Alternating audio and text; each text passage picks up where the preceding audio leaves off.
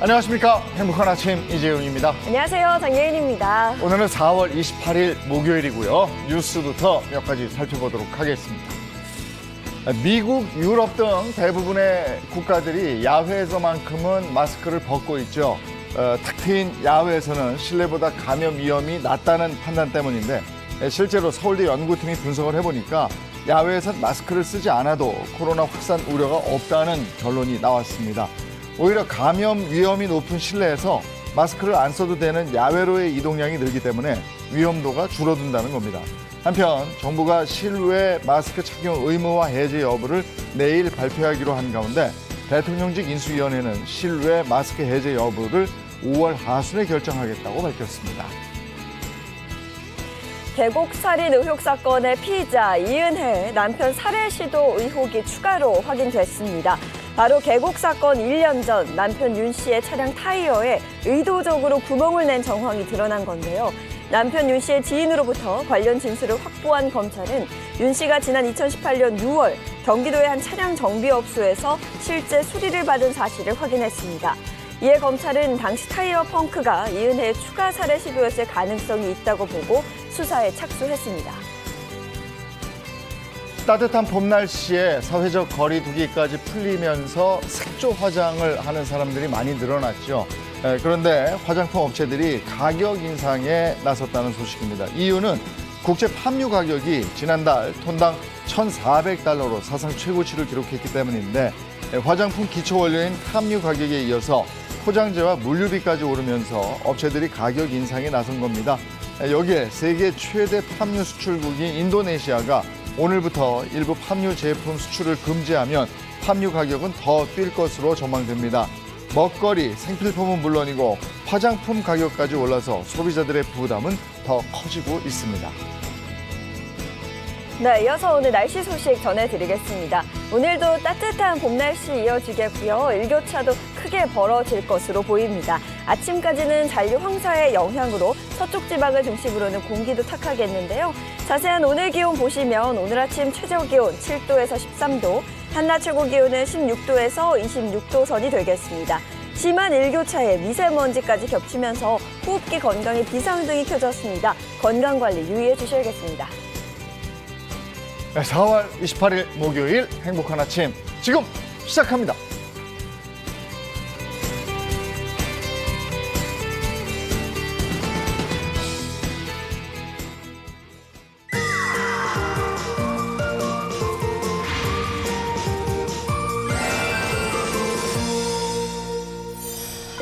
오늘 첫 번째 순서는 안전 운전자를 찾는 시간입니다. 멈춰야 산다 안전선서 시간인데 보행자 안전을 위해서 이 멈춤선, 정지선 앞에 이렇게 좀 일시 정지를 하는 그런 운전자를 찾아 나섰는데 지난번에 실패했단 말이에요. 그렇죠. 이 보행자 보호는 운전자의 의무인데 이 모범 안전 운전자를 만나지 못해서 보는 내내 참 안타까웠던 기억이 있습니다. 과연 오늘은 이번 주에는 모범 안전 운전자를 찾을 수 있을지 거리로 나갑니다.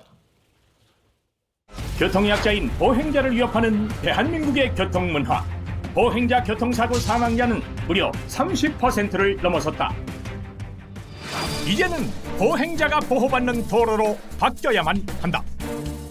섰어요. 근데 선을 살짝 넘고 정지선을 넘어서 버스도 쓸 생각을 안 해요.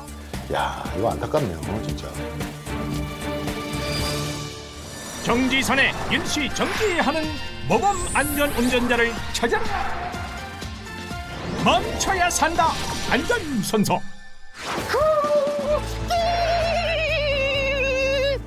멈춰야 산다 안전선서. 안녕하세요. 보행자 여러분들의 안전을 책임지고 있는 개그맨 이상주입니다. 예, 오늘도 여러분들의 안전을 책임지기 위해서 한 장소에 나와 있는데 홍 박사님이 어디 계시지? 홍 박사님! 저기 안 오셨어요? 감독님 오늘 어떻게 된 이상준 거예요? 씨 아니세요? 어머 팬이에요. 촬영 사진 중이라고. 한 장만 찍어주세요. 죄송한데 제 촬영 중이라서. 사진 한 장만. 제 촬영 안 도와주실 거예요? 저 촬영 중이지. 아, 그럼 제가 한번 찍어드리고 보내드릴게요. 네. 예, 한번 찍으세요. 한번 찍으세요. 하나, 둘, 아, 예, 고맙습니다. 예. 정말 감사합니다. 예, 들어가세요. 예, 가세요. 왜 안 가세요? 혹시 저를 만나려고 오신 게 아닐까요?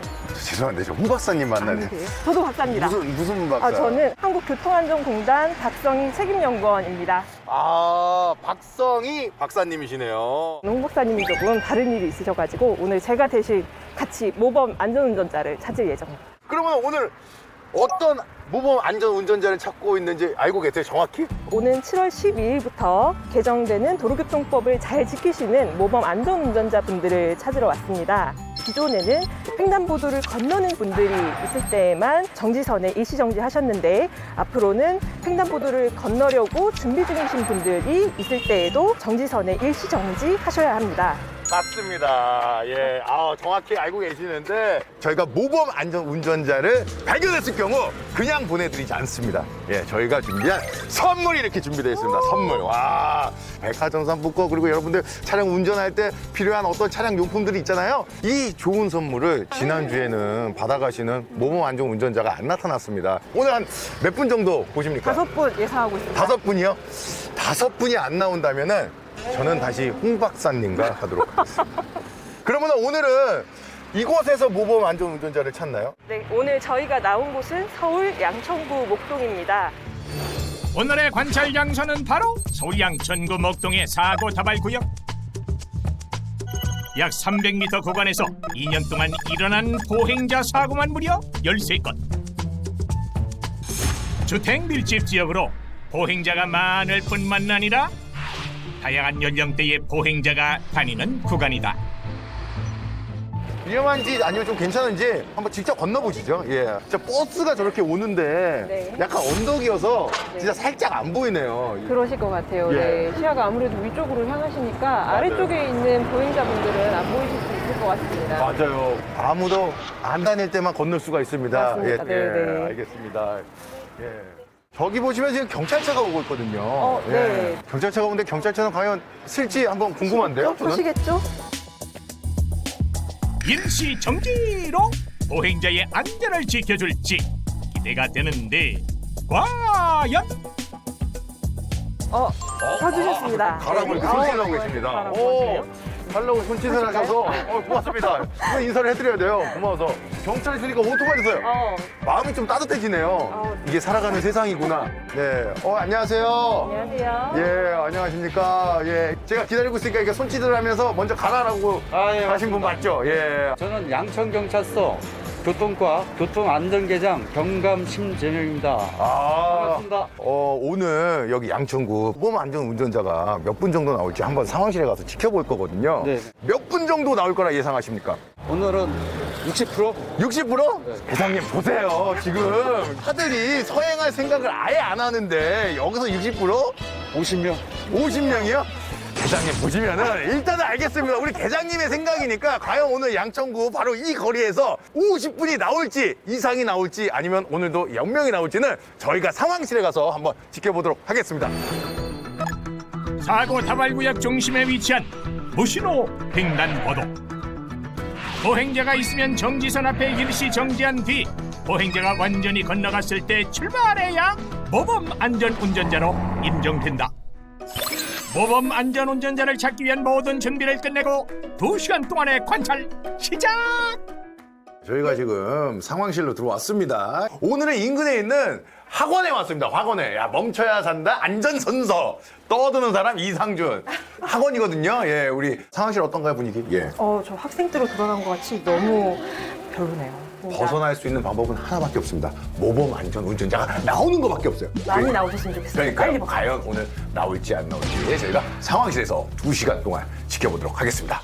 자, 오늘은 꼭 모범 안전 운전자가 나와서 저희의 마음을 좀 따뜻하게 해줬으면 좋겠는데요. 네, 자, 우리 어머니가 건너려고 하지만은 그냥 지나갑니다. 예, 저기도 차가 오잖아요. 저 차가 쓰면 돼요. 쓰면 돼요. 그렇죠. 쓰면 돼요. 쓰면 돼요. 서행으로 다가오는 흰색 차량. 시작부터 느낌 좋다. 관찰을 시작하자마자 모범 안전운전자가 등장할지? 안 속고 지나가셨네요. 분명히 봤어요. 네. 저 지금 반대편에 버스도 봤어요. 지나가고 있는데 반대편에서 오는 버스 속도 보십시오. 와, 지금 보행자 한 4분 정도가 지나갔는데 맞아요. 버스가 서질 않거든요. 예, 사실 이 방송을 많은 분들이 보신다면은 서로 동네 주민들끼리 이렇게 이야기를 하셔야 됩니다. 멈춰야 산다 안전선서 언제 올지 몰라. 그러니까 우리가 다 지키고 있어야 돼. 이렇게 조금 동네 주민분들에게 좀 소문 좀 내주세요. 예, 저희가 무신호인 곳에 언제 어디서 나타날지 모릅니다. 예. 자, 지금 잠시 트럭 한 대가 정차해 있습니다. 예. 버스가! 너무 위험해. 너무 위험합니다. 지금 버스 지금 좀 위험한 상황이었죠 지금. 예. 지금 트럭에 계신 분이 잠깐 정차를 하시고 문을 열었을 때 그러니까 갑자기 이제 운전자가 튀어나오니까 버스가 위험해서 멈췄던 모습인데 저런 상황도 이제 굉장히 위험한 상황이죠. 상당히 위험한 상황입니다. 이게 내가 편하자고 이게 잠시 주정차하는 거를 약간 삼가하실 필요가 있을 것 같습니다. 자, 지금 제가 말씀드린 순간. 보행자를 보고 서서히 속도를 줄이는 소형차. 가능성이 있어 보이는 것 같은데. 섰어요. 근데 선을 살짝 넘고 운전자가 보행자가 다 지나가지 않는데 지나갑니다. 이게 정확하게 얘기하면 정확히 멈춘 다음에 반대 차선까지 보행자가 완전히 건넌 걸 확인하고 지나가야 되잖아요. 맞습니다. 이 정도면 신호등을 설치해야 되는 거 아닙니까, 이거? 우리나라에 이렇게 신호등이 없이 이렇게 횡단보도만 있는 곳이 네. 좀 많은 편인가요? 많은 편이고요. 신호횡단보도 통틀어서 네. 총 55.8%가 무신호 횡단보도로 운영이 되고 있습니다. 절반 이상이 신호가 없어요. 진짜 많네요. 제가 생각했던 저는 한 20% 정도라고 생각했는데 큰 도로에는 이제 보통 있지만 네. 조금 작은 도로, 지금 보시는 것 같은 이런 이제 뭐 양방향 2차선 도로 이런 경우에는 잘 이제 신호등이 설치되어 있지 않은 경우가 많죠. 어느덧 관찰 1시간 경과.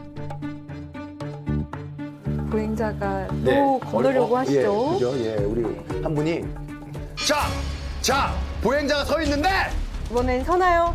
서나요? 서나요?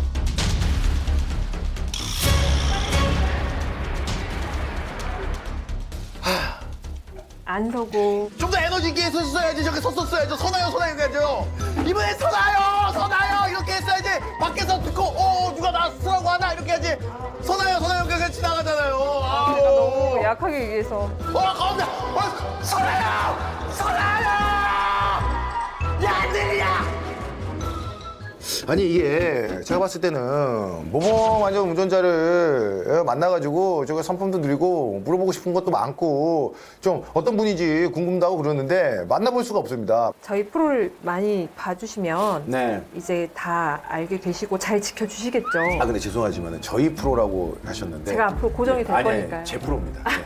저희 프로가 아니라요. 예, 이상준 씨 프로라고 네, 해주시고요. 네. 이상준 씨 프로그램이 잘 되면 예. 아무래도 많은 분들이 이 도로교통법이 개정된 사실을 알게 되실 거고 많이 네네. 지켜주실 겁니다. 네, 맞습니다. 예, 맞습니다. 자, 보행자가 건널 것 같습니다. 맞습니다. 건너려고 이제 좌우를 살피죠. 예, 검정차가 아무렇지 않게 그냥 지나가고요. 반대편의 차선 지나가고요. 오토바이 지나가고요. 소형차 지나가고요. 예, 또 차 지나가고요. 저 반대편 오토바이는 쓸까요? 지나가고요. 반대편에서 트럭 지나가고요. 예, 지나가고요. 예. 이 정도로 지나가면요. 제 여자친구 이름이 진한 줄 알겠어요. 예, 지나가고요. 예, 다 지나갑니다. 자, 태권도 안 서주죠. 이런 자, 차는 좀 안 서주죠. 자, 서주셔야죠. 지금 서주면 돼요. 지금 서면 돼요. 지금 서면 성공이에요. 안 서네요. 안 서네요. 결국 지금 여기서 지나가는 거 포기하셨어요. 그냥 예, 가셨어요. 보행자도 그냥 좀 걸어가다가 건너가자 이런 생각을 하는 것 같아요. 야, 이거 안타깝네요, 진짜. 자, 이제 2분 남았습니다. 2분. 종료 시간이 다가오자 두 사람의 속은 까맣게 타들어가고. 관찰 종료하겠습니다. 저희가 지금 종료 사인이 왔거든요. 예, 저희 감독님한테 종료 사인이 왔지만은 제가 너무 안타까워서 개인적으로 또 좀 보도록 하겠습니다. 예, 제 개인적으로 자, 보행자가 나타났습니다. 자, 마지막 도전입니다. 자, 보행자가 여유 있게 자, 인도 앞에 섰습니다. 자, 반대편에서 이쪽에서는 지나가고요. 자, 버스도 그렇고 택시도 그렇고 정지선을 넘어서 버스도 쓸 생각을 안 해요. 아무도 안 기다려주셨어요. 지배했습니다. 예. 이렇게 끝인가요? 네, 이걸로 이제 상황 정말요? 종료를 관찰 종료를 해야 될 것 같습니다. 예, 아쉽습니다. 예. 모범 안전운전자 찾기 두 번째 관찰도 아쉽지만 실패. 아쉽게도 모모 안전 운전자가 안 나왔습니다. 예, 박사님 어떻게 보셨나요? 제대로 알리지 못해서 몰라서 못 지키신 분들이 좀 많이 계신 것 같습니다. 1회, 2회에서 지금 모모 안전 운전자가 안타깝게도 한 분도 안 났거든요. 3회에서는 반드시 나올 겁니다. 네, 여러분들 지금 보고 계시는 분들 저희가 3회는 어디로 갈지 모릅니다. 예, 그렇기 때문에 항상 저 때문이 아니라 여러분을 위해서 그리고 우리를 위해서 정지선을 잘 지켜주셨으면 고맙겠습니다. 모든 운전자가 모범 안전 운전자가 되는 그날까지 멈춰야 산다. 안전 운송. 어렵네요. 모범 안전 운전자 찾기가 참 어렵습니다. 정지선에서 이렇게 멈추는 게 우리는 알고는 있는데 그게 또 다 안 지키면 된다. 그렇죠. 이런 마음이 있는 것 같아요. 네. 다음 주에는 꼭 좀 모범 안전 운전자를 찾을 수 있었으면 하는 바람입니다. 날이 이렇게 좋아지고 이러니까 어디로 좀 가고 싶다 이래서 여행 계획 세우는 분들도 많으실 텐데 막상 어딜 가야지 하고 계획을 세우다 보면 어디로 가지? 이렇게 맞아요. 막막해질 때가 있죠. 네, 한 2년여 만에 일상 회복이라서 네. 저도 좋은 곳 좀 가고 싶다 이런 바람은 있는데 사실 뭐 교통 편하고요, 경치 좋은 곳은 사람이 너무 많습니다. 네. 그래서 그럴 때마다 뭔가 나만 아는 힐링 장소가 있으면 어떨까 이런 생각하게 되더라고요. 그래서 저희가 도움을 좀 드리려고요. 아주 특별한 곳을 소개해 드릴 텐데 이곳이 개방이 된 지가 한 1년 남짓 그 정도 됐다고 네. 합니다. 그러니까 아는 사람만 알고 가는 곳인데 오늘 특별히 알려드리겠습니다. 와, 이 연두빛, 이 봄내음, 세상에 나뭇잎이 이렇게 파릇파릇 자라나고 있어요. 이 숲에 있는 요정 같지 않나요? 제가 오늘 여러분들을 위해서 도심에서 벗어나서 아주 스트레스 확 날릴 수 있는 그런 자연으로 초대해 보도록 하겠습니다. 지금부터 함께 가시죠. 후후. 우후후. 어머 세상에 이 경치 좀 봐. 안녕하세요. 누구시더라? 아, 네. 저는 오늘 특급 여행지를 소개하러 온 개구먼 파그녀입니다. 그래요. 어서 와요, 어서 와. 잘 오셨습니다. 봄바람이 날리며 흔들리는 벚꽃잎이 코로나로 몸도 마음도 지친 여러분들을 위한 힐링 여행 준비했는데요. 저 해피바이러스 박은영과 함께 떠나보시죠. 날이 너무 좋네요. 저 오늘 예쁘게 입고 갑니다. 산책하려고. 그런데 오시긴 잘 오셨는데 네. 이 산림공원이기 때문에 오르막길 또 돌밭길 흙길이 있기 때문에 복장을 좀 조금 바꿔야 돼요. 이 복장 가지고는 안 됩니다. 잠시만요. 저 그냥 여기 그냥 산책하러 나왔는데 산림이요? 자, 어머. 예, 짚고 네? 그리고 또 이 신발도 그 신발 그 복장은 안 돼요. 편안하게 운동화로 바꾸셔야 됩니다. 바꾸셔야 돼요. 아니 저 피디님 이거 얘기한 거랑 다르잖아요. 아니 분명히 이거 그냥 산책이라고 그랬는데.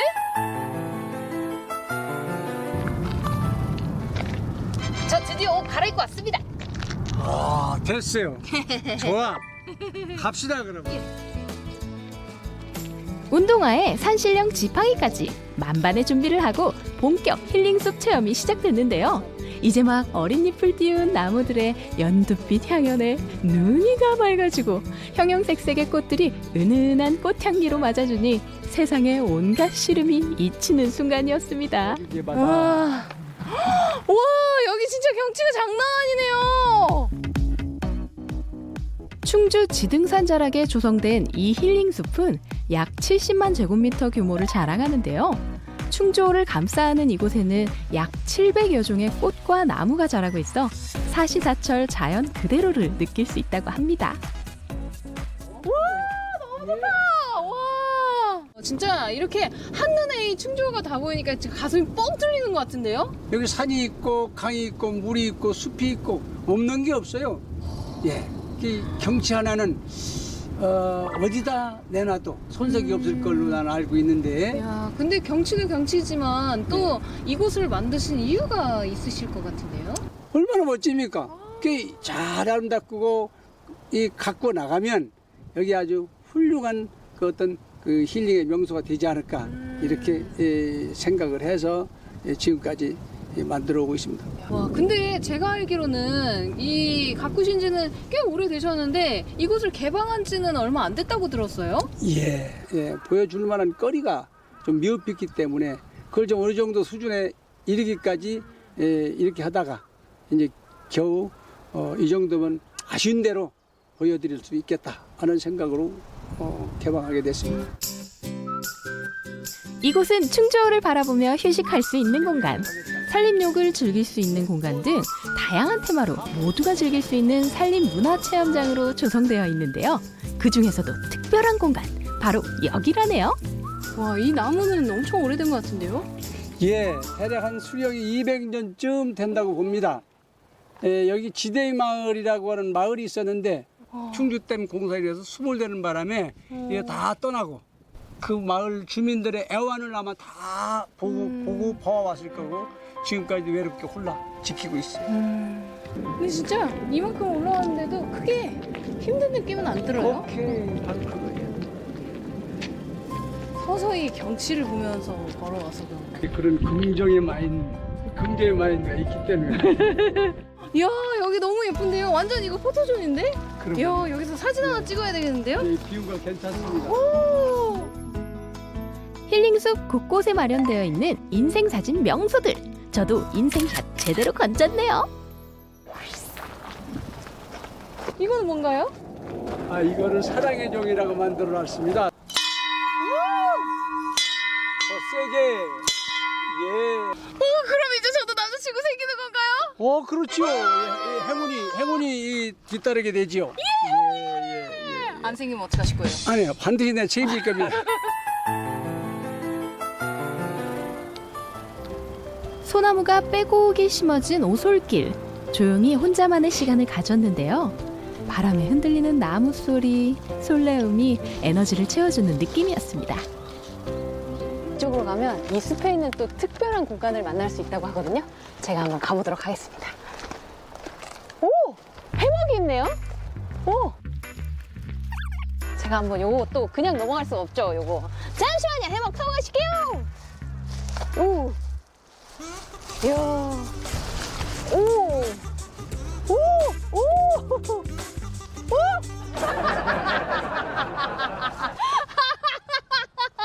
이 자연을 아무나 즐기는 게 아닙니다, 여러분.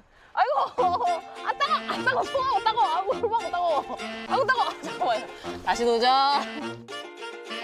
우여곡절 끝에 해먹에 눕기 성공. 이제 제대로 힐링 시작해 보겠습니다.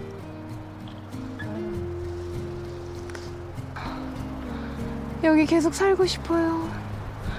여기 입주가 얼마죠? 시간을 멈추고 싶었던 이 순간, 소나무 숲의 또 다른 명소를 찾았는데요. 얻었어.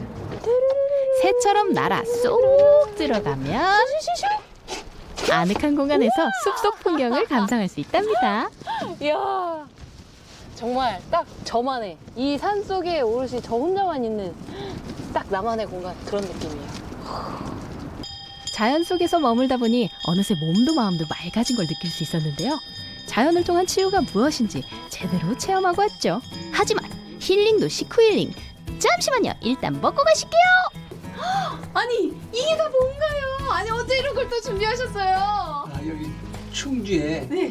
사과가 유명해요. 그래서 사과주로 담근 이 술, 이 지방의 이 토속주 사과주를 좀 준비했습니다. 이야, 이거 빨리 맛보고 싶은데요? 아니, 거기다가 지금 이 나물이 지금 여기 있는데? 예, 완전히 자연산입니다. 우리 이 공원에서 네. 자라는 이 그런 나물인데 네.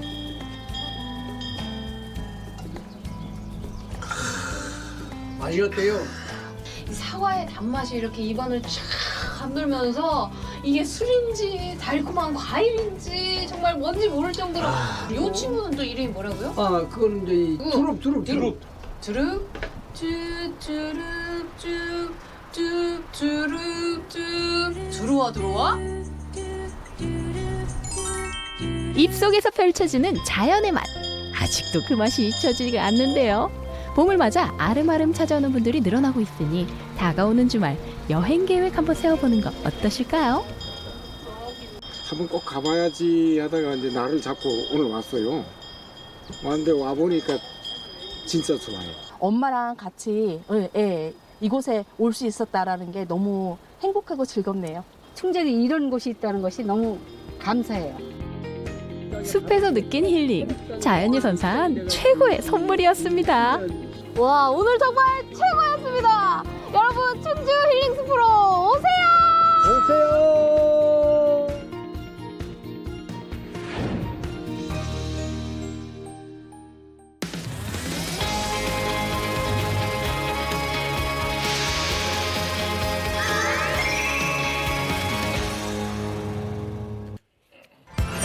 돈이 보이는 경제 첫 번째 주제는 착한 기업이 성공하는 시대입니다. Understand, I'm a different brand. I'm not the average man. I can show you things you've never seen. I'm making plans to fly to the south of France. I got tickets in my hand. So baby, let's just. 네, 바야흐로 ESG 시대라고 그러죠. 우리 기업들도 ESG 경영에 아주 박차를 가하고 있습니다. 오늘 그 얘기를 좀 나눠보도록 하겠습니다. 정철진 경제평론가 그리고 방송인 박수림 씨입니다. 어서 오세요. 안녕하세요. 네, 반갑습니다. 먼저 ESG라는 단어 자체가 좀 생소한 분들이 계실 것 같아서 그 의미부터 한번 짚어볼게요. 그렇습니다. ESG 굉장히 생소하고 생경하죠. 네. 하지만 코로나19 이후에 경제, 특히 기업 경영에 정말 중요한 화두로 자리를 잡고 있습니다. ESG를 하나씩 볼까요? 먼저 E, environmental이라는 환경이라는 뜻이고요. S는 social, 사회 공헌 혹은 뭐 사회적 책임 이런 뜻입니다. 지배구조, 이 가버넌스라는 것이 있는데 저 ESG는 어떤 기업이 지속 가능한 또 영원히 경영을 할 수 있을 게 꼭 필요한 그런 요소다. 그러니까 돈 잘 버는 것도 중요하지만 기업이 오래 살아남고 소비자의 마음을 얻으려면 저 ESG가 필요하다라는 건데요. 실질적으로 우리는 이제 최근에 사회적 책임 이런 것들이 기업 경영의 중요한 화두 아니었습니까? 네. 여기에 이제 ESG까지 더해져서 앞으로 이 중장기적인 목표로 모든 기업들이 저 ESG를 향해서 달려가고 있습니다. 그러니까 요즘에는 이제 소비자들도 사회적으로 선한 영향력을 행사한 기업이나 가게들을 향해서 돈줄 낸다고 그러잖아요. 그렇죠. 돈으로 아주 혼쭐을 혼쭐 낸다. 낸다. 이렇게 그걸 적극적으로 소비를 하겠다. 그러면 그 기업에 또는 그 가게에 이윤이 창출이 되고 서로 순 구조가 형성이 되는 거잖아요. 그런데 그래서 기업들이 ESG 활동에 열심이고 매출도 실제로 증가하더라. 맞아요. 이렇게 돼 있는 거잖아요. 저도 물건 살 때 친환경적인 거에 좀 손이 좀 많이 가더라고요. 예전에 소비자들 같은 경우에는 물건을 살 때 그 물건의 질, 또 가격을 많이 따졌잖아요. 그리고 또 1+1 하면 썰깃해졌잖아요. 요즘 소비자들은 이 제품을 만든 기업이 친환경적인지 또 사회적으로 책임을 지는지 이렇게 기업의 윤리를 많이 따진다고 하더라고요. 특히 가장 큰 소비층으로 부상하고 있는 MZ세대를 중심으로 가치 소비를 하려는 움직임이 확산되고 있습니다. 자, 이에 ESG 경영에 적극적인 착한 기업이 주목을 받으면서 팬덤이 형성되는 기업들도 늘어나고 있습니다. 네, 그래서 이제는 기업들의 그 ESG 경영이요 선택이 아닌 필수가 됐다고 그럽니다. 어떤 기업들이 ESG 경영을 실천하고 있을까요? 먼저 H그룹을 보도록 하겠습니다. H그룹은 ESG 중에서 E, 바로 environmental, 환경, 친환경에 초점을 맞추고 있습니다. 어떤 친환경이냐? H그룹은 2011년부터 이 친환경 숲 조성 프로젝트를 벌이고 있는데요. 먼저 몽골의 토진나르스 사막화 방지 관련해서 이제 숲을 만들게 조성하는 그런 것들을 시작했고요. 국내, 중국 이런 숲 8곳을 이미 조성한 상태입니다.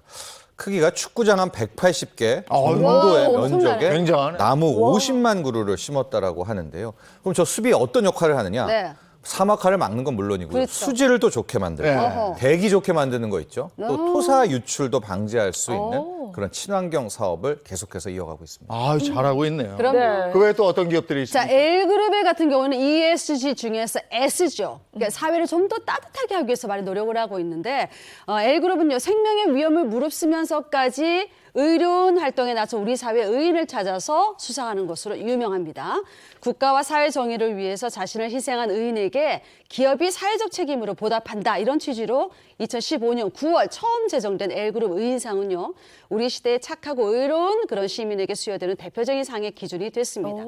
2015년 9월 시상 이후에 현재까지 총 169명의 의인이 수상의 명예를 안았습니다. 저는 저기 안 들어가 있어요. 저도 안 죄송합니다. 들어가 있어요. 예, 다 안 들어가 있어요. 그럼 ESG 중에 G죠. 지배 구조에 중점을 두는 기업은 어딜까요? 화장품 기업 H그룹을 볼까요? 이 H그룹 같은 경우에는 네. 기업 특성상 이 중소규모의 협력사들이 많이 있는데 이런 작은 협력 기업 같은 경우에는 뭐 ESG를 할 여유가 거의 없지 않습니까? 네. 그래서 이 H그룹 같은 경우엔 나이스 평가 전무와 업무 협약을 맺고요. 협력사들의 ESG 역량 강화를 위한 이제 앞으로 활동들을 하고 있는데요. 그 나이스 평가 정보의 그 ESG 역량 진단이라든가 컨설팅, 교육 프로그램을 이제 받아가지고 주요 협력사들에게 지원을 하고 있는 그러니까 본인 H그룹뿐만이 아니라 협력 기업까지 함께 하는데요. H그룹은 앞으로도 아예 ESG 관련 지표를 개발해서 경영에 적용시키겠다라는 그런 계획도 함께 밝혔습니다. 네, ESG 기업 경영을 확실하게 착하게 하는 이런 기업들의 선한 활동들이 우리 사회에 반짝반짝 좋은 불빛이 됐으면 하는 바람입니다. 다음 주제로 가겠습니다. 돈이 보이는 경제 두 번째 주제는요. 그 많은 배달비는 어디로 갔을까?입니다.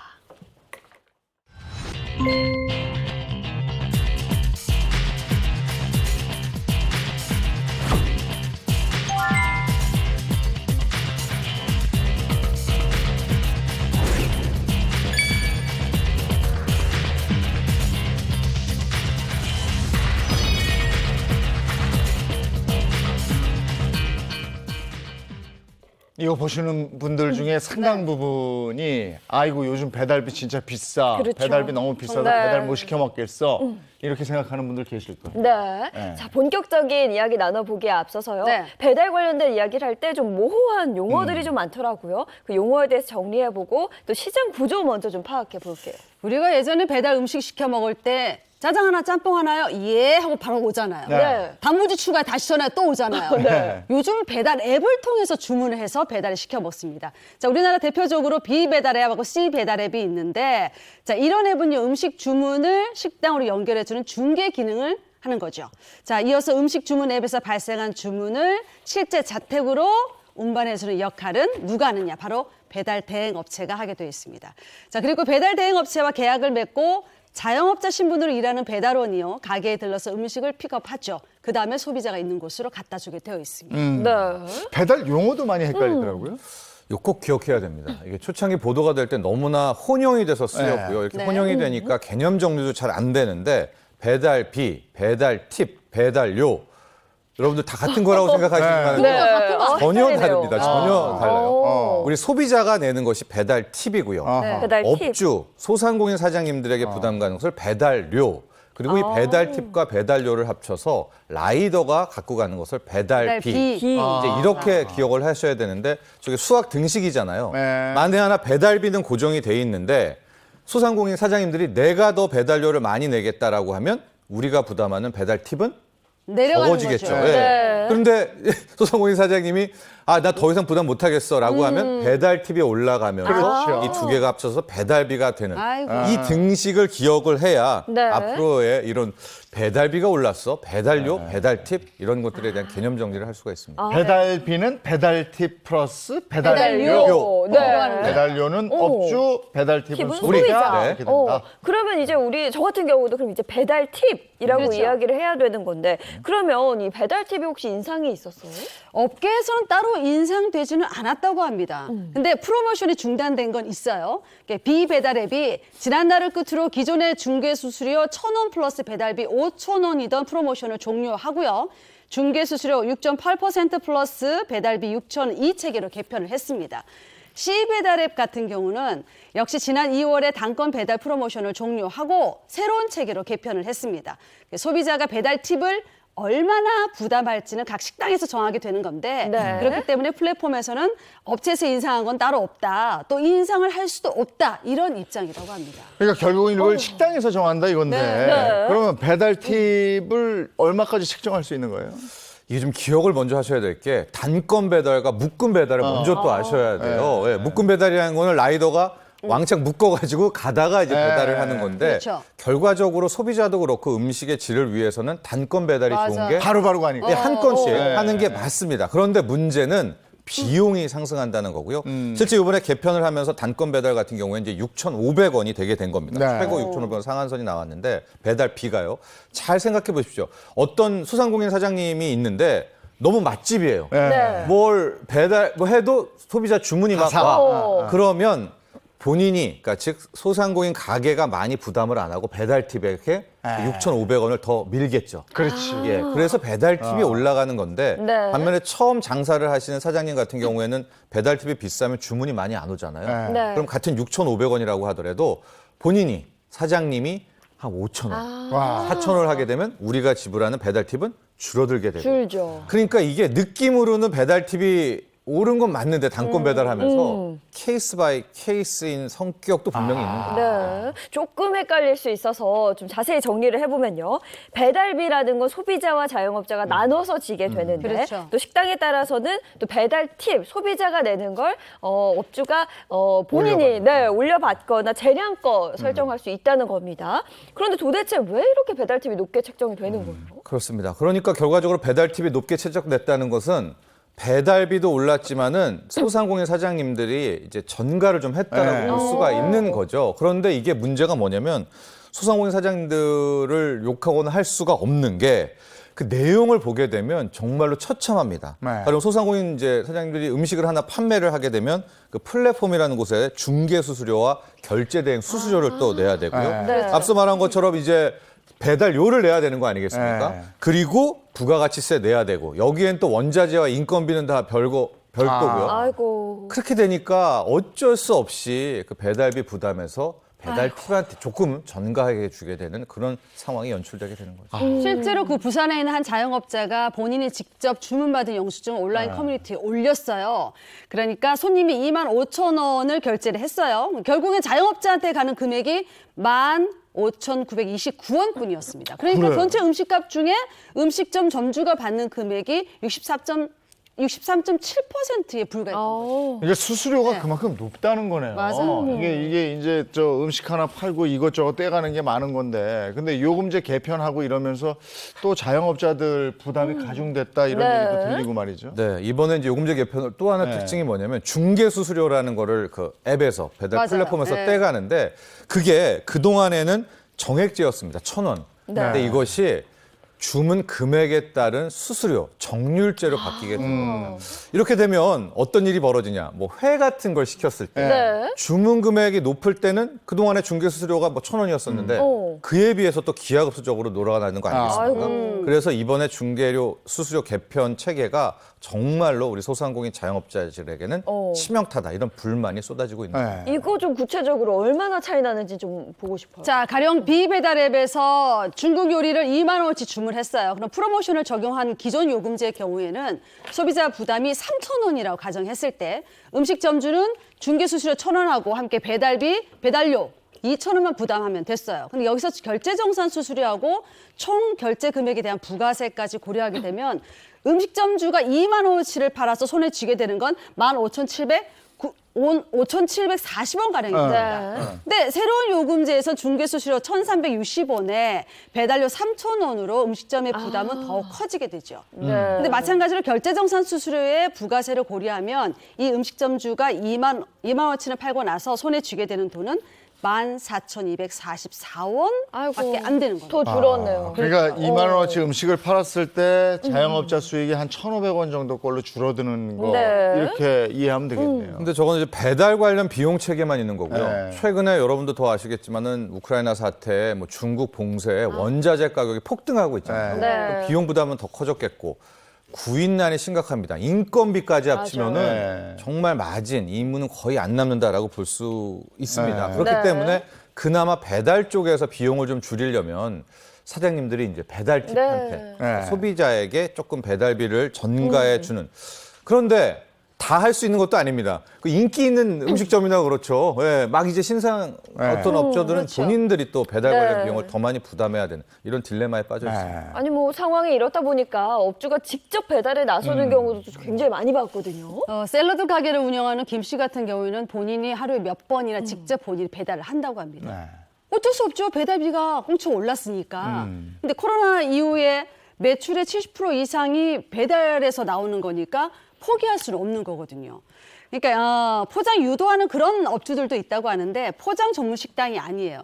근데 직접 손님이 가서 이렇게 포장을 해갈 경우에는 1,000원에서 3,000원 정도 할인 쿠폰을 적용해 줍니다. 네. 근데 업주 입장에서는 그게 낫대요. 배달비가 너무 비싸니까 네. 그거보다 할인 쿠폰 적용하는 게 더 이익이 된다는 거죠. 네. 그렇다고 뭐 음식을 직접 식당에 가서 포장해가지고 가는 사람 많지 않을 번거롭죠. 것 같고. 없죠. 네. 그다음에 이제 식당 주인이 직접 배달을 하는 경우에는 식당 홀 손님을 좀 포기해야 되는 부분이 그렇죠. 네. 네네. 뭐 상황이 이렇다 보니까 자영업자들의 한숨은 나날이 깊어지고 있는데요.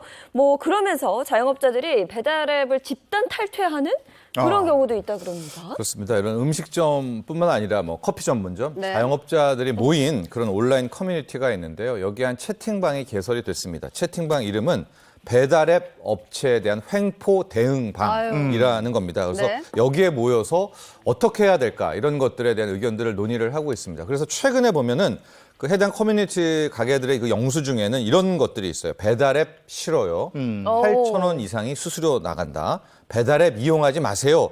저런 것들을 이제 적어주는. 그래서 좀 이목을 끌기도 했었고요. 또 일부 업체들은 우리 배달앱 떠나자. 다 같이 우리가 탈퇴를 해버리자라고 해서 이제 집단 행동에 대한 의견들도 함께 나왔는데 여기서 딜레마와 고민이 또 있습니다. 소비자가 이제는 코로나19 기간 동안에 배달앱이 너무나 익어져가지고 그냥 습관적으로 우리가 다 배달앱을 가니까 배달앱을 탈퇴해버리면은 또 소상공인 사장님들이 매출이 안 나오게 되는 또 이런 딜레마에 함께 빠져 있는 것이죠. 네. 근데 이게 그러다 보니까 앞에 있는 여러 가지 부담감 때문에 배달 팁을 높이니까 네. 높인다기보다도 퍼센트가 커지는 거죠. 그러니까 소비자 부담이 늘어나는 것 이렇게 되는 거 아니에요? 그럼요. 그러니까 그 요금제 인상분을 소비자가 떠안게 되는 이런 문제도 생기는 건데요. 네. 뭐 상황이 이렇다 보니 소비자들이 나름의 아이디어를 내서 이 배달 팁을 좀 절약하고자 하는 그런 모습들이 좀 포착이 되고 있습니다. 올해 초에 온라인 커뮤니티에 배달비 절약법이라는 글이 올라왔어요. 난리가 났었잖아요. 그러니까 한 아파트에서 뭐 커피나 치킨을 시킬 때 뭉쳐서 한꺼번에 시킨다는 거죠. 예를 들어서 아파트 커뮤니티에 누군가 7시에 땡땡 치킨 드실 분 이렇게 글을 올려요. 그럼 해당 메뉴를 주문하고 싶은 가구가 참여해서 각자 원하는 메뉴를 골라 전달하고 배달비까지 n분의 1에서 입금해 주는 겁니다. 그리고 시간 맞춰서 나가서 자신이 주문한 메뉴를 받아오면 배달비를 절약할 수 있는 거죠. 예. 뭐 이러다 보니까 2030 층에서는 아예 배달 끊기 챌린지 이런 것도 한다면서요. 네, MZ세대들, 2030 세대에서는 배달을 끊겠다라고 해서 SNS를 보면 그 해시태그에 배달 끊기 챌린지 이런 것들을 또 공유를 하고 많은 분들이 참여를 하고 있고요. 네. 앞서도 잠깐 봤지만은 공구, 배달도 공동 구매를 하는 겁니다. 네. 모아가지고 저런 글들도 많이 올라오고 있고요. 네. 설문조사를 했었었는데요. 우리나라 국민들이 저 배달에 대해서 어떻게 생각하느냐. 음식 배달비가 너무 높다, 부적절하다는 답변이 53.4%가 저런 이렇게 느끼고 있는 거고 적정 배달비를 또 따로 물어봤거든요. 그런데 한 1,000원 정도, 1,000원에서 2,000원 정도가 적당하다는 또 의견도 함께 우리 국민들이 설문조사 결과 나왔습니다. 네, 요금제 개편으로 인해서 뭐 소비자와 자영업자 모두 부담이 좀 가중되고 있는 이런 상황인데요. 뭐 그렇다고 해서 배달 기사의 그 수익이 늘어난 것도 아니라 그럽니다. 그렇죠. 앞서 그 공식 잘 보면 이제 배달비 이게 라이더가 갖고 가는 거잖아요. 이거를 배달팁과 배달료가 합산되니까 지금 배달비는 계속 올라가니까 라이더만 좋은 것 아니냐라는 생각을 할 수가 있을 텐데요. 기사분들은 좀 다른 얘기를 하고 있습니다. 저것을 100% 배달비를 다 가져가는 것이 아니다. 배달 앱에서 일부를 떼고 있다라고 하는데 뭐 배달의 입장에서는 한겨울이나 뭐 이럴 때 프로모션 하기 위해서 좀 떼고 있다라고 이야기를 하고 있고요. 또 하나가 한때는 이제 라이더가 굉장히 부족했잖아요. 네. 최근에 라이더도 많이 충원되고 있는 상황인데 엔데믹 포스트 코로나가 끝나면서 배달 주문이 또 급감하고 있어서 전반적으로 라이더분들도 우리도 저렇게 좋은 것이 아니다라는 또 호소를 하고 있습니다. 그럼 지금 배달 기사도 우리가 그쵸? 좋은 게 아니다. 그렇다고 또 뭐 자영업자들 음식 점주가 좋은 것도 아니고 소비자들도 또 비싸지고 그 도대체 뭐예요? 그 우리나라 대표 비배달앱 같은 경우는요, 매출이 지난해 2조 300억 원 가까이 기록하면서 매출? 7년 만에 70배 가까이 급증을 했습니다. 2011년 3월 설립 당시에 최초 자본금이 3천만 원이었어요. 근데 10년 만에 매출 2조 원 회사로 성장을 했습니다. 코로나 확산 이후에 비대면 자리가 만문화가 자리 잡은 데다가 배달 특수가 이어지면서 매출이 급성장했습니다.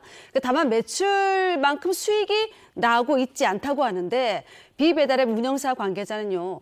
매출은 늘었는데 이익이 늘지 않은 것은 라이더에게 주는 배달비가 그만큼 커졌기 때문이다. 이렇게 얘기를 했습니다. 아니 그러면 도대체 누구한테 좋다는 거예요 이게? 증발이네, 듣다 보니까 중간에 가서 떴어. 네, 중간에 서로 다 떴어. 어렵고 힘들다는 얘기만 하니까 심지어 이 B 배달 앱 같은 경우가 작년 매출이 2조 원을 넘겼다고 했지 않습니까? 근데 영업이익, 그러니까 손에 떨어지는 마진은 적자였습니다. 그래요? 756억이라는 영업 손실이 난 네네. 정말 아이러니하죠.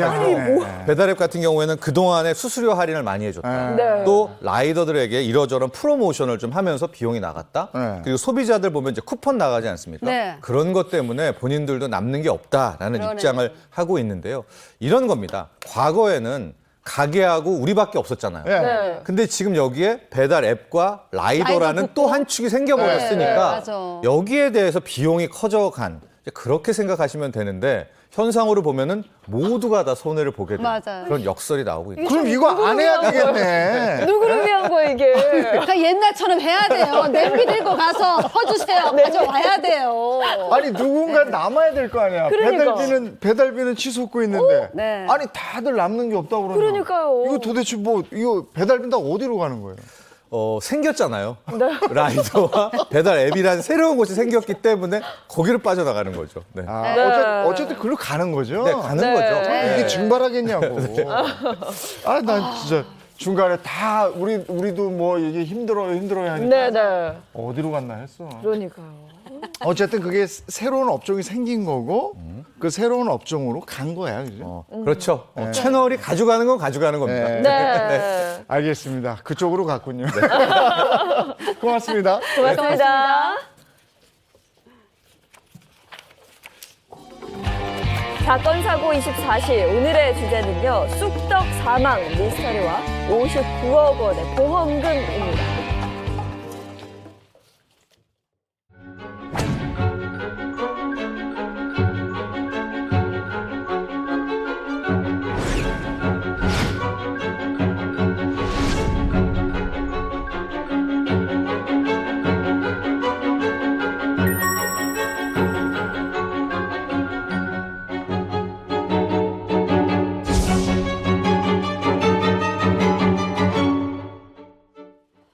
미스터리한 사건의 궁금증을 풀어보겠습니다. 사건 사고 24시 오늘도 염건영 한국범죄학연구소장 이고은 변호사와 함께합니다. 어서 오세요. 안녕하세요. 네, 어서 오세요. 자, 오늘 알아볼 쑥떡 사망 사건. 우선 이게 어떤 사건인지 좀 봐야 될 것 같습니다.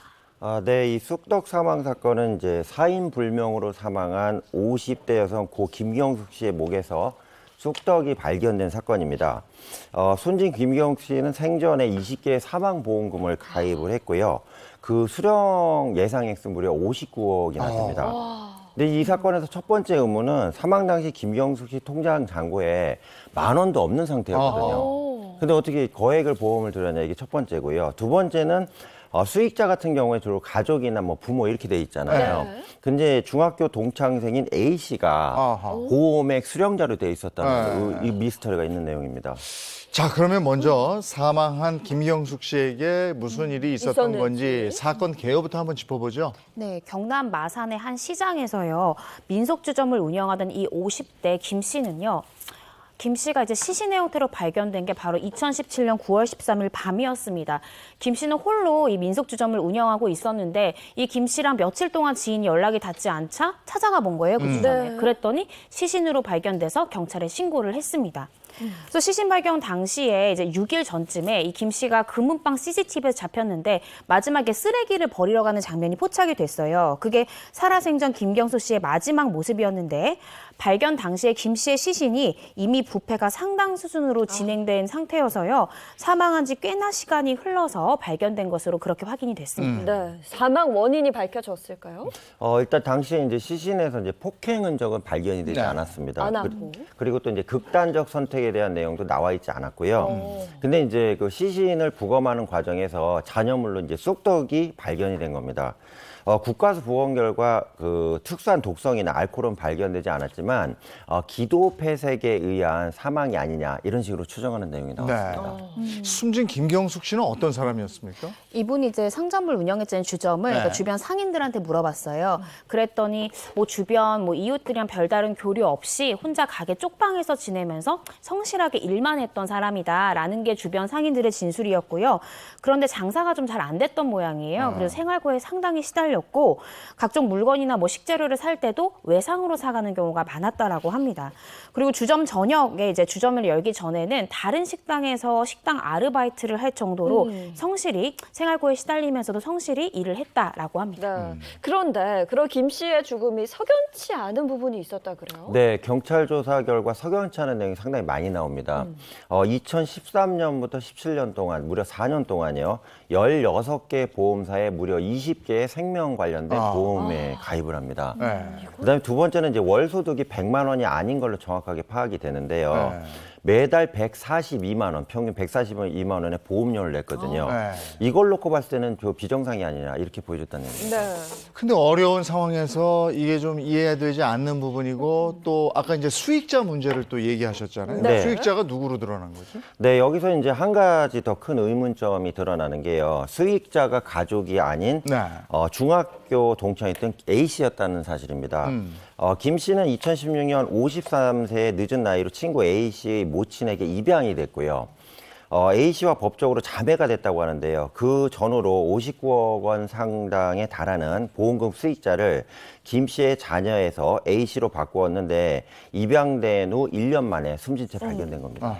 그러면 좀 정리를 해봐야 될 것 같아요. 어쩌다가 이 김 씨가 친구 A 씨 어머니에게 입양이 된 건지 그거 알아봐야 될 것 같고 또 어쩌다가 A 씨의 그 보험금 수익자가 친구가 됐는지 하나하나 좀 살펴봐야 될 것 같습니다. 네, 사실 김 씨가요. 이런 일을 겪기 전에는 굉장히 평범하게 결혼해서 아이도 낳고 그렇게 평범하게 살아가다가 20년 전에 갑자기 가족들한테 나 친구한테 신발 주러 갔다 올게 하고서는 바람처럼 사라진 거예요. 네. 그렇게 가출한 김 씨는요. 그 동창생, 중학생 동창이었던 A 씨의 어머니 식당에서 일을 하면서 돈을 벌었던 걸로 이제 확인이 됐는데요. 그 김 씨의 유가족 말은 그렇게 A 씨 어머니 식당에서 일하면서 그 A 씨와 좀 가까워진 것이 아니냐 이렇게 추측하기도 했고요.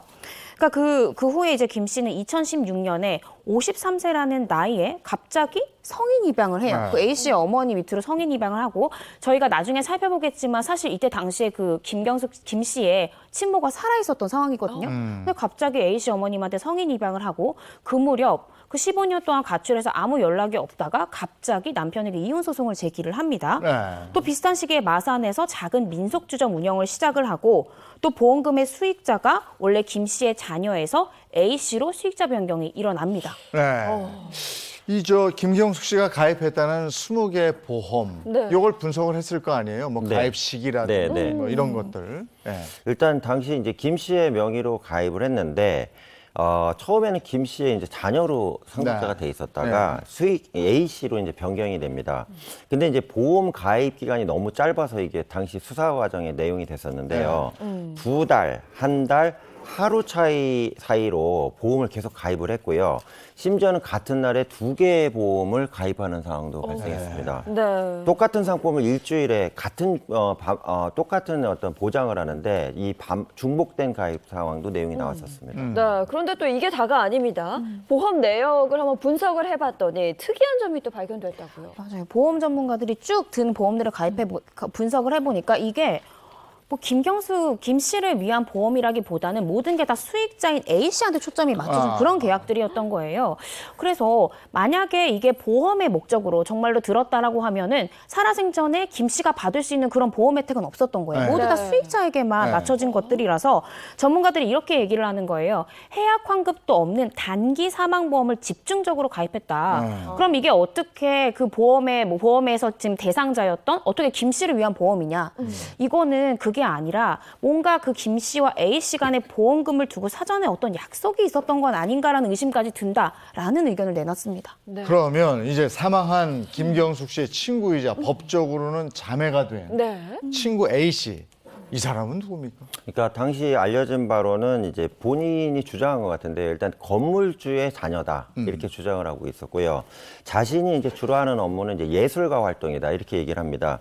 근데 이제 반대로 김 씨, 돌아가신 김 씨 같은 경우에 그러니까 A 씨는 예술가라고 주장을 했기 때문에 옷도 잘 입고 다니고요. 행색이 좋았지만 같이 다니는 김 씨 같은 경우는 평범하거나 좀 남루했다. 이런 내용들이 나옵니다. 네. 그리고 둘의 사이의 관계에 관한 진술이 나오는데요. 그 A 씨가 김 씨를 하인 부리듯이 했고 역으로 이제 김 씨는 A 씨한테 사장님 하면서 이렇게 존대하는 동창인데도요. 이런 내용이 나오고요.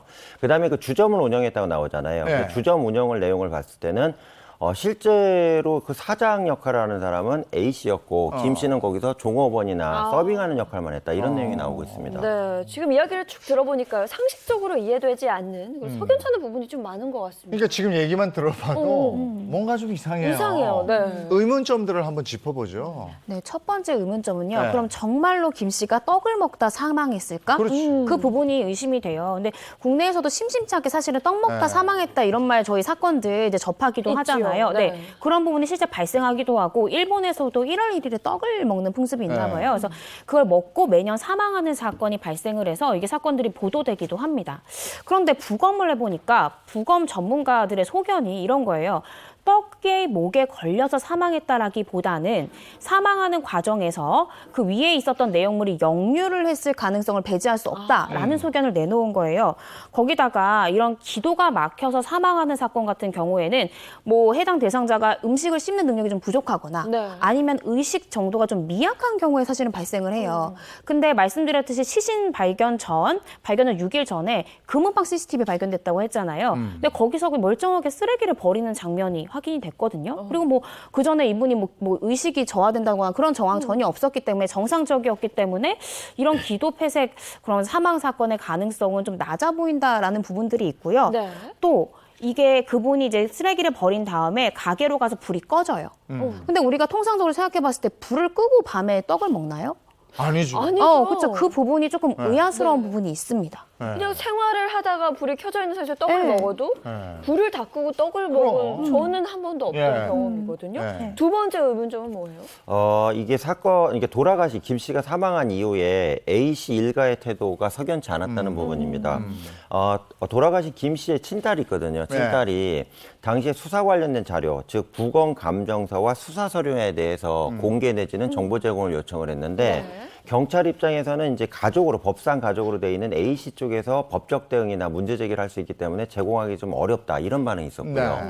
두 번째로는 A 씨가 유족임에도 불구하고 변호사를 벌써 선임을 해갖고요. 수사 관련된 자료들을 이미 확보한 상태라는 게 좀 의심이 가는 부분이었던 겁니다. 그리고 저 김 씨의 장례 절차하고 보험금 지급과 관련해서 보험금 문제와 관련해서도 좀 석연치 않은 부분이 있었다는 거죠. 그러니까 어쨌든 이분이 사회생활을 하셨던 분이기 때문에 빈소를 차리고 장례식을 하는 거는 기본적으로 맞는 과정이잖아요. 근데 빈소도 만들지 않고 조문객도 받지 않는 이런 상황이었고요. 나중에 알고 봤더니 그 김 씨의 그 친형제들이 있습니다. 이 친형제들이 동의를 해서 이 빈소도 만들지 않고 조문객도 받지 않았다 이런 내용이 나옵니다. 근데 나중에 이 형제들이 무슨 내용을 알게 됐냐면 보험금 관련된 내용에 대해서 알게 됩니다. 그래서 그 A 씨에게 전화를 해서 우리가 저기 조문객 빈소 받지 않는 것은 조용히 넘어가자고 한 부분이었는데 왜 갑자기 보험금 얘기가 나오냐 이런 전화를 한 겁니다.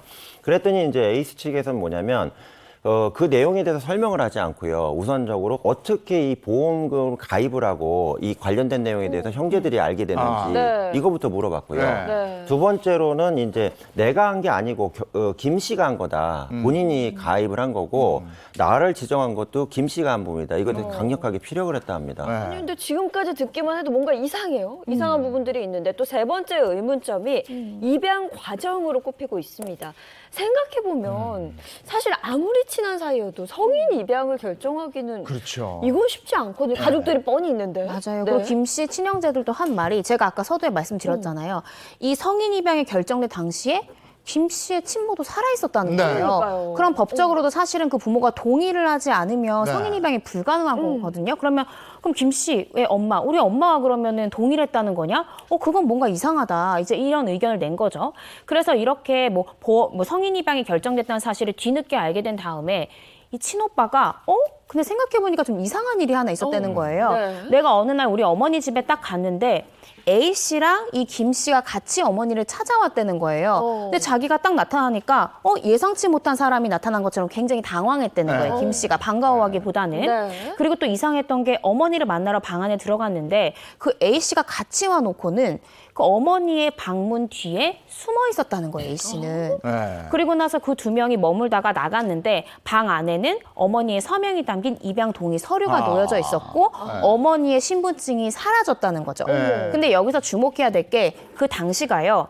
이 김 씨의 어머니가 시력을 상실해서 장애 판정을 받았습니다. 그러니까 재판단에는 뭔가 그렇게 어머니가 시력이 보이지 않는 점을 이용한 부분이 있지 않을까라는 가능성이 솔직히 그런 부분이 의심이 좀 됩니다. 그럼 친모에게 입양 동의를 받는 과정이 일단 좀 석연치가 않고 네. 그다음에 또 하나가 있죠. 그 친구 A 씨하고 A 씨 주변 분들이 보험 설계사 경력들이 있어요? 네, 사실은 이 부분이 경찰에서 결정적으로 수사를 개시한 이유라고 보여집니다. 그러니까 A 씨와 A 씨의 여동생이 있는데요. 여동생과 그 제부 3명이 전부 다 보험 경력자고 보험 설계사 활동을 한 적이 있습니다. 거기다가 이제 김 씨가 사망했을 때 누가 발견해갖고 5, 6일 이후에 신고를 했잖아요. 네. 그게 그 A 씨의 그 제보였다는 얘기입니다. 그래서 나중에 방송국에서 모 방송사에서 이 부분이 의심쩍어서 제보를 찾아갔는데 제보가 처음부터 얘기한 게 뭐냐면 나는 보험에 대해서 잘 모르고 그 죽은 사람한테 물어봐라 이런 식으로 답변했다고 합니다. 죽은 사람한테 물어봐라. 네. 그런 말이 어딨어요. 가족들 입장에서는 정말 이해되지 않는 부분이 한두 개가 아닌 것 같은데요? 맞아요. 그 20년 전에 갑자기 내 친구 신발 좀 주러 갈게 하면서 사라졌잖아요. 그래놓고 15년 동안 별거 상태를 계속 유지하면서 지내다가 갑자기 김 씨가 이혼 소송을 2005년에 제기를 하는 거예요. 근데 남편한테 이혼 소송 제기했을 당시에도 이 김 씨는 A 씨와 함께 지냈다라고 하고요. 뭐 결과론적으로 이제 그 김 씨가 재산분할 명목으로 남편으로부터 5천만 원의 돈을 받았음에도 생활고가 전혀 나아지지 않고 계속해서 어려운 생활을 했다라고 합니다. 그러니까 15년 만에 왜 갑자기 이혼 소송을 했는가? 그리고 친모가 살아있는 시점에서 왜 성인 입양을 했는가? 이런 부분들이 김 씨가 의도적으로 혹은 김 씨의 뭐 주변에 있는 사람이 의도적으로 김 씨와 그 가족의 고리를 좀 끊어놓으려고 했던 것이 아닌가라는 생각이 들어요. 네. 또 이제 김 씨가 사망하기 전에 그 보험 계약의 계약자와 수익자가 모두 다 A 씨로 변경이 됐잖아요. 이제 이런 부분에 대해서 경찰이 쭉 보니까 그 보험 관련 계약 서류에 김 씨가 직접 서명한 부분들이 발견이 된 거예요. 그럼 김 씨가 자발적으로 동의를 한 거잖아요. 그 계약자 변경에 대해서 왜 그랬을까? 또 찾아봤더니 보험회사 자체도 A 씨와 김 씨가 함께 갔던 그런 상황까지도 발견이 돼서 무언가 그 양자 간에 그러니까 A 씨와 김 씨 간에 어떤 정신적인 어떤 지배관계가 있었나 어떻게 이렇게 자발적으로 나의 자식한테 줘야 될 보험 수익금을 A 씨한테 김 씨가 자발적으로 변경을 해줬을까라는 의문이 듭니다. 그럼 김경숙 씨 사망과 관련해서 A 씨는 뭐라 그래요? 그러니까 한 탐사 보도 프로그램에서 찾아간 거예요. 인터뷰 좀 하자 A 씨한테. 그랬더니 A 씨가 나한테는 김경숙이라는 이름, 그 이름을 거론하는 것만으로도 명예훼손이다. 내가 보험금을 조금 많이 청구한다 그래서 내가 무슨 어떤 사건의 범인인 것처럼 모는데 난 너무 억울하고 나도 피해자다라는 게 A 씨의 입장인 거예요. 그래서 보험금의 정확한 액수는 얼마고 보험 종류는 뭡니까? 라고 묻는 대답에서도 죽은 사람한테 물어봐라. 왜 나한테 물어보냐라고 A 씨는 답했고요. 근데 제작진이 궁금해서 왜 성인 입양을 했습니까? 아무리 친해도 그런 부분들이 좀 의아하지 않습니까? 물어봤더니 역시나 죽은 사람한테 물어봐라라고 하면서 정확한 답변을 회피했고요. 네. 인터뷰도 거절했다고 합니다. 앞서 이고은 변호사가 김 씨와 A 씨 간에 뭔가 정신적 지배 관계가 있었던 게 아니냐 이런 의문이 든다고 하셨는데 그 당시에 김 씨의 심리 상태가 좀 궁금해지거든요. 그러니까 제가 사실은 이거 관련된 인터뷰를 2번이나 한 적이 있었는데요. 제 분석상으로는 가스라이팅 상황이 아니냐 이렇게 보여집니다. 예. 그러니까 돌아가신 김 씨와 A 씨 사이에 심리적 지배와 피지배 관계가 설정이 된 것 같은데요. 예. 일반적으로는 이제 처음에 아주 잘해주기로 접근을 하고요. 네. 이게 1단계고 네. 2단계에서는 유일한 존재가 되기가 됩니다. 그러니까 나만 이제 위해 주는 사람이 돼야 되는 거죠. 그러다가 3단계로 넘어가면 주변에 있는 사람을 다 차단하기 시작하는데 지금 어머니나 지금 그 형제 자매들 내용을 몰랐잖아요. 네. 차단을 한 거고요. 그 다음에 학대하고 지시하기 이게 이제 4단계로 가고요. 마지막에는 그 사람을 범행 대상으로 삼기가 가스라이팅 관련된 범죄 일반 패턴이거든요. 네. 근데 이게 그렇다고 단정 짓는 건 아니지만 제가 볼 때는 일정 부분 가스라이팅이 어느 정도 작동하는 상황은 두 관계가 아니었냐 이렇게 보여집니다. 근데 지금 경찰 수사는 어디까지 와 있는 거예요? 네, 이런 변사 사건 같은 경우에 보통 2-3달 안에 수사가 종결이 되는데요. 네. 정말 의심스럽잖아요. 저희가 일반인으로 네. 들어도 의심스럽기 때문에 경찰도 4년 동안 보험 사기를 의심해서 계속해서 수사를 벌였습니다. 근데 경찰이 수사해 보니까 또 한 가지 이상한 정황이요. 이 A 씨가 김 씨 사망 전에 독이 든 음식을 검색했던 그런 정황까지 확인이 됐어요. 그래요? 네. 그런데 어쨌든 이런 간접 증거들만 나오고 직접 증거가 없고 혐의점이 없기 때문에 경찰은 어쩔 수 없이 지난해 12월 증거불충분으로 내사종결 처리를 했습니다. 네. 내사종결 처리가 되고 나서 이 A 씨가 내 친구가 보험을 들었던 내 친구가 어쨌든 떡을 먹다가 그렇게 사망을 했으니까 재해 사고 아니냐라고 해서 16개의 보험사가 지급을 거부했는데 이에 대해서 보험금을 청구하는 소송을 A 씨가 제기를 했습니다. 이 쑥떡 사망 사건이 내사 종결된 가장 큰 이유는 뭐라고 보세요? 그래서 일단 범죄 수사학적 관점으로 보면 첫 번째는 시신 발견이 너무 늦게 됐습니다. 늦었죠. 그러니까 네. 부패가 심하게 이루어진 상태에서 발견됐기 때문에 형체, 그러니까 내부의 형상을 제대로 파악할 수 없었거든요. 그래서 사인미상으로 사실 나온 겁니다. 네. 떡 얘기는 나오고 있지만 떡은 이제 구강 내 입안에서 발견된 거고요. 네. 실제로 이게 질식의 원인인지에 대해서는 정확하게 판단할 수 있는 법적 자료가 없습니다. 그래서 질식은 맞아 보이나 이 떡이 주요 원인이라는 거에서는 애매하기 때문에 내사를 종결할 수밖에 없지 않았냐 이렇게 보여집니다. 그러니까 이제 결론적으로 직접적인 증거가 없으니까 없어서. 거기서 네. 닫았다 이거군요. 맞아요. 그러니까 직접 증거라는 건 네. 결국 혐의 사실을 직접적으로 증명할 수 있는 증거. 뭐 예를 들어 살해 장면에 목격한 참고인 진술, 뭐 CCTV 이제 이런 것들이 있을 거고 간접 증거라는 거는 그러한 범죄 사실이 존재한다는 거를 간접적으로 추론케 하는 증거라고 볼 수 있는데 우리 사건에서는 의심스러운 정황들은 많은데 딱히 A 씨가 김 씨를 살해했다라는 직접 증거는 전혀 네. 발견이 안 된 네. 거예요. 그래서 이것만으로는 합리적인 의심을 배제할 정도의 증명에 이르렀다고 보긴 어렵기 때문에 경찰로서도 내사 종결할 수밖에 없었다고 보입니다. 네, 그리고 A 씨가 이 경찰 수사가 내사 종결된 이후에 다수의 보험사에 보험금을 청구한 걸로 방금 말씀을 주셨는데요. 어떻게 됐는지 그것도 궁금해요. 그러니까 A 씨가 주장한 부분은 이제 돌아가신 김 씨 고인이 떡을 먹다가 질식에 사망한 거잖아요. 그러니까 개인 재해다. 네. 개인이 발생한 재해이기 때문에 이 사고에 대해서 보험금을 줘야 된다고 보험금 지급 청구를 했고요. 총 16개 보험사를 상대로 20개에 가입한 전 보험에 대해서 전액 청구를 합니다. 서울중앙지법은 이에 대해서 판단을 어떻게 내렸냐면요.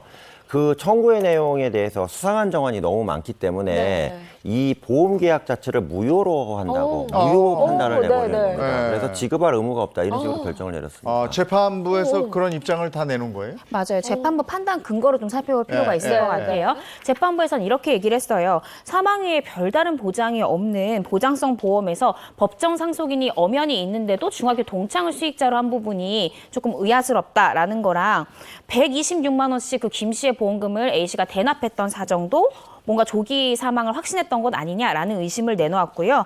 또 모친에게 입양 동의를 받은 점도 좀 석연치 않고 또 김 씨가 평소 지병이 없었던 점 이런 걸 봐서 수상한 보험 계약이라고 판단을 했고 이에 대해서 A 씨는 1심에 대해서 불복을 해서 항소심 절차가 시작이 됩니다.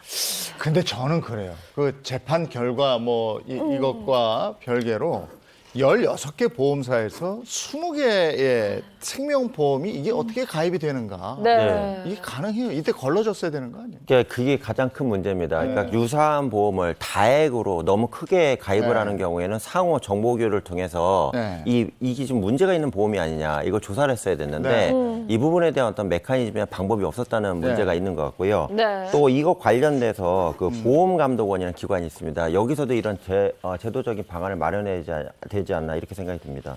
네, 알겠습니다. 오늘 사건 사고 24시 여기까지 하겠습니다.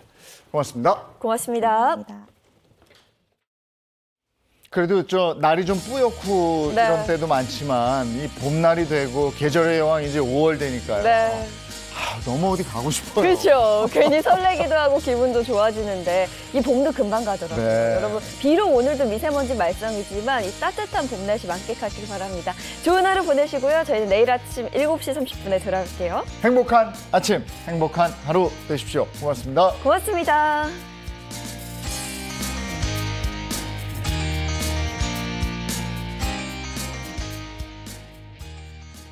채널 A